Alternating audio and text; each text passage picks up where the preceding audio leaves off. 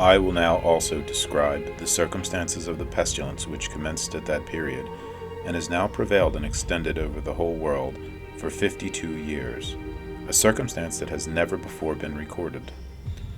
2 years after the capture of Antioch by the Persians, a pestilence broke out, in some respects similar to that described by Thucydides, in others widely different.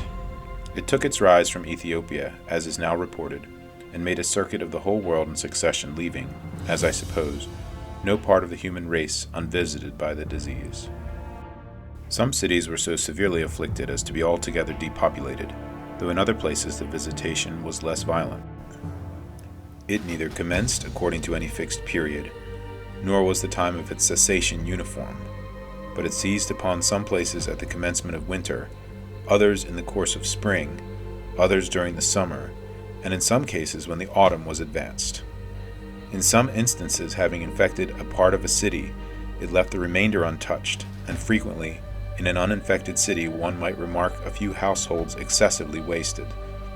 And in several places, while 1 or 2 households utterly perished, the rest of the city remained unvisited. But as we have learned from careful observation, the uninfected households alone suffered the succeeding year. But the most singular circumstance of all was this, that if it happened that any inhabitants of an infected city were living in a place which the calamity had not visited, these alone were seized with the disorder. This visitation also befell cities and other places, in many instances according to the periods called indictions.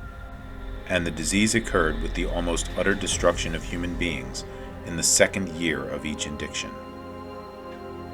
Thus it happened in my own case, for I deem it fitting, in due adaptation of circumstances, to insert also in this history matters relating to myself, that at the commencement of this calamity I was seized with what were termed buboes, while still a schoolboy, and lost by its recurrence at different times several of my children, my wife, and many of my kin, as well as of my domestic and country servants, the several indictions making, as it were, a distribution of my misfortunes. Thus, not quite 2 years before my writing this, now being in the 58th year of my age, on its 4th visit to Antioch, at the expiration of the 4th indiction from its commencement, I lost a daughter and her son, besides those who had died previously. The plague was a complication of diseases, for in some cases commencing in the head and rendering the eyes bloody and the face swollen, it descended into the throat and then destroyed the patient. In others there was a flux of the bowels, in others buboes were formed, followed by violent fever, and the sufferers died at the end of 2 or 3 days, equally in possession with the healthy of their mental and bodily powers. Others died in a state of delirium, and some by the breaking out of carbuncles.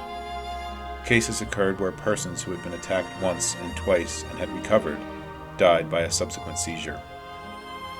The ways in which the disease was communicated were various and unaccountable, for some perished by merely living with the infected, others by only touching them, others by having entered their chamber, others by frequenting public places.